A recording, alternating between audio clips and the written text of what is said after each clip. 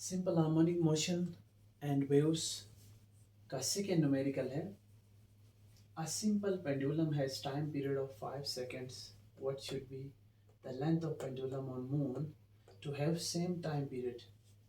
Gravitational acceleration on moon is 1 upon 6th of the gravitational acceleration on earth. तो ये numerical भी simple pendulum से related है. ठीक है, उसका टाइम पीरियड 5 सेकेंड है. ठीक है, अर्थ पे टाइम पीरियड 5 सेकेंड है. अब मून पे भी 5 सेकेंड टाइम पीरियड वाला पेंडुलम बनाना है, बट बनाने के लिए उसकी लेंथ कितनी रखनी होगी, कितना लंबा सिंपल पेंडुलम बनाएं कि उसका टाइम पीरियड मून पे 5 सेकेंड बन सके. ठीक है, तो ये हमें फाइंड करना है. तो डेटा बनाते हैं. टाइम पीरियड 5 सेकेंड गिवन थे. ठीक है, acceleration due to gravity on moon, ठीक है, वो भी गिवन है जो कि 1/6 of acceleration due to gravity on earth के इक्वल है. ठीक है, तो अर्थ पे जो जी की वैल्यू है वो 10 है और डिवाइड करते हैं 6 से, तो ये 1.6 मीटर्स पर सेकेंड स्क्वायर आ गया. ठीक है, तो मालूम क्या करना है, length of pendulum on moon मालूम करना है. ठीक है, तो उस पेंडुलम की लेंथ क्या होगी मून पे जब जिसका टाइम पीरियड 5 सेकेंड हो. ठीक है ना, तो सिंपल पेंडुलम की लेंथ मालूम करने का फॉर्मूला ये है. ठीक है, ये फार्मूला आया किधर से है, ये फार्मूला दरअसल सिंपल पेंडुलम के टाइम पीरियड के फॉर्मूले से आया, जो कि 2 पाई अंडर रूट एल अपान जी के बराबर होता है. एल की वैल्यू फाइंड करना हो तो रूट से बाहर निकालना होगा. आप रूट से बाहर कैसे निकालेंगे, रूट को काट देंगे. काट कैसे देंगे, दोनों साइड पे स्क्वायर करेंगे. ठीक है, लेफ्ट साइड पे टी के ऊपर स्क्वायर हुआ, राइट साइड पे 2 भी है, पाई भी है, रूट वाला टर्म भी है, तो इसलिए सब के ऊपर स्क्वायर आएगा. तो 2 का स्क्वायर इधर 4 होगा, देन पाई का स्क्वायर आएगा, देन रूट के साथ जब स्क्वायर लगेगा तो स्क्वायर और रूट कैंसिल होकर उसके अंदर वाला टर्म सिर्फ बच जाएगा, जो कि एल अपान जी है. अब यहाँ से एल अकेले रखना है क्योंकि एल की वैल्यू निकालना है, तो बाकी वाले जो मल्टीप्लाई में उनको भी उधर भेजेंगे. ठीक है, 4 पाई स्क्वायर एल के साथ मल्टीप्लाई में उधर जाकर टी स्क्वायर के साथ डिवाइड हो जाएगा. देन जी इधर क्या है, एल के साथ डिवाइड में, बट उधर जाकर वो टी के साथ मल्टीप्लाई हो जाएगी. यूं एल अकेले बच गई यहाँ पे. ठीक है, इस तरह से लेंथ ऑफ पेंडुलम फाइंड करने का फॉर्मूला हमें मिल गया. यही फॉर्मूला हम अप्लाई करते हैं लेंथ ऑफ पेंडुलम. ठीक है, मून पे हम मालूम करने के लिए फॉर्मूला क्या बनेगा, यही बनेगा फॉर्मूला. ठीक है, सिर्फ एल के साथ सबस्क्रिप्ट में हमने एम लगा दिया और जी के साथ भी सबस्क्रिप्ट में एम लगा देंगे, क्योंकि ना मून पे सिंपल पेंडुलम की लेंथ फाइंड करने के लिए इस फार्मूले में जी की जगह मून पे जी की वैल्यू जितनी है वो मालूम करना, वो पुट करना होता है. ठीक है, इसीलिए एल के साथ सब एम और जी के साथ भी सब एम लिखा. ठीक है, अब इस फार्मूले में गिवन डेटा में जो वैल्यूज थी उनको पुट करते हैं. L sub M as it is I equal to as it is T square, यानी टी की जगह 5 पुट किया. ठीक है, इसके ऊपर स्क्वायर था, स्क्वायर लगा दिया. मल्टीप्लाई की जगह मल्टीप्लाई, जी की वैल्यू मून पे 1.6 मीटर्स पर सेकेंड स्क्वायर है, पुट किया.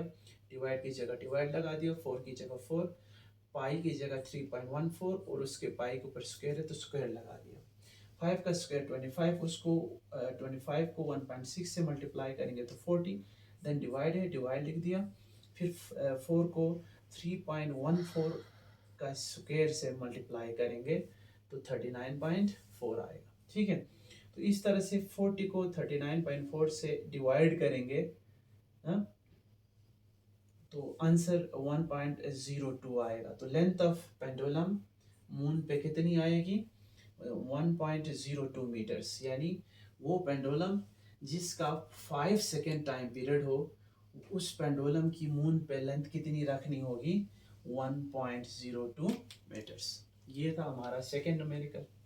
Simple harmonic motion in waves का थर्ड न्यूमेरिकल है.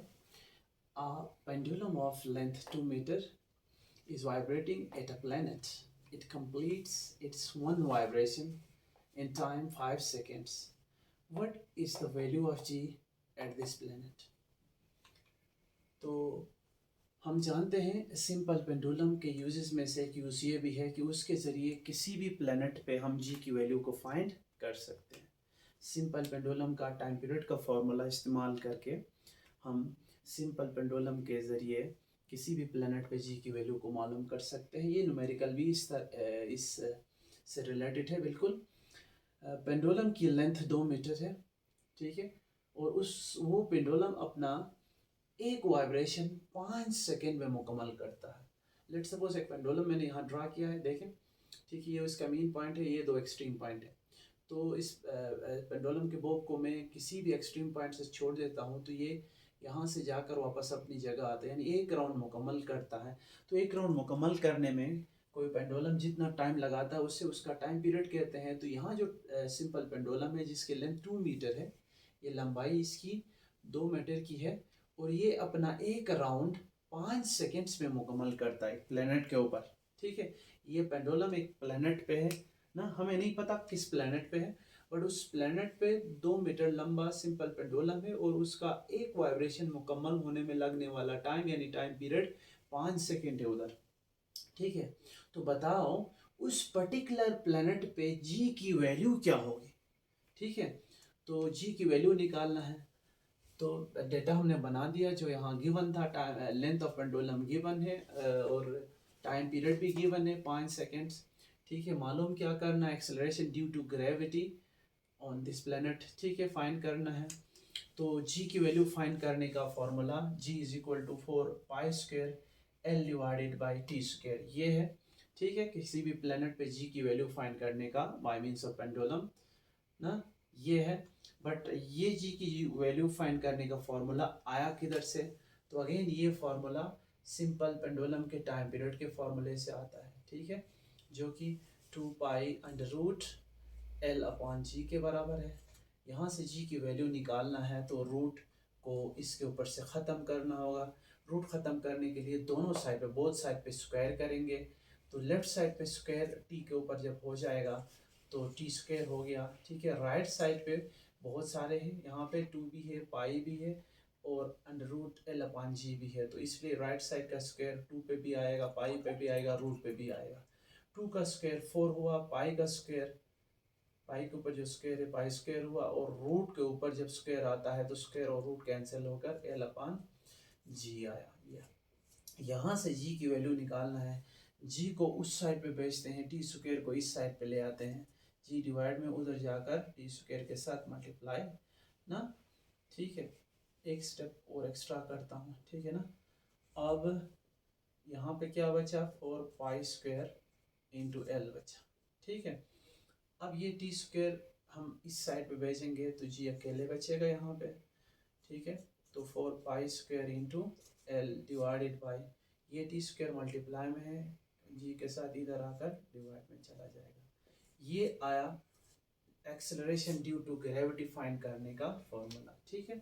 यही फॉर्मूला हमने यूज़ किया, देखें, g is equal to 4 pi square L divided by T square, यही एग्जैक्ट फॉर्मूला, ठीक है। इस फॉर्मूले में जो गिवन वैल्यूज हैं इस न्यूमेरिकल में वो पुट करते हैं, ठीक है। जी एज इट इज़ आया, equal to as it is, 4 की जगह 4 मल्टीप्लाई, पाई पाई और 4 के बीच मल्टीप्लाई है, मल्टीप्लाई लगाया, पाई की वैल्यू 3.14 है, लगा दिया, इसके ऊपर स्क्वायर स्क्वायर लगा दिया, एल की वैल्यू लेंथ ऑफ पेंडुलम, ठीक है, 2 मीटर्स था, 2 लगा दिया ना। यूनिट चलो यहाँ पुट नहीं करते, हम बाद में पुट करेंगे क्लास में, ठीक है।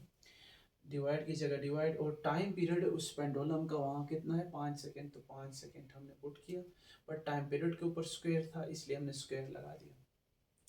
4 को 3.14 के स्क्वायर के साथ मल्टीप्लाई करके देन उसको हम मल्टीप्लाई करेंगे 2 के साथ, तो आंसर कितना आएगा, 78.9 काउंट करके, ठीक है। डिवाइड की जगह डिवाइड आएगा, देन 5 है, 5 का स्क्वायर 25 होता है, 78.9 से 25 डिवाइड किया करने पे 3.16, और एक्सेलरेशन ड्यू टू ग्रेविटी का जो यूनिट है मीटर्स पर सेकेंड स्क्वायर, ठीक है।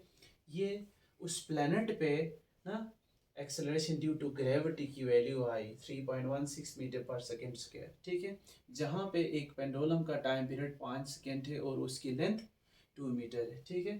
तो उस पेंडुलम को जिस प्लेनेट पे हम लेके गए हैं, ठीक है ना, वहाँ पे एक्सेलरेशन ड्यू टू ग्रेविटी की वैल्यू इतनी होगी, ठीक है।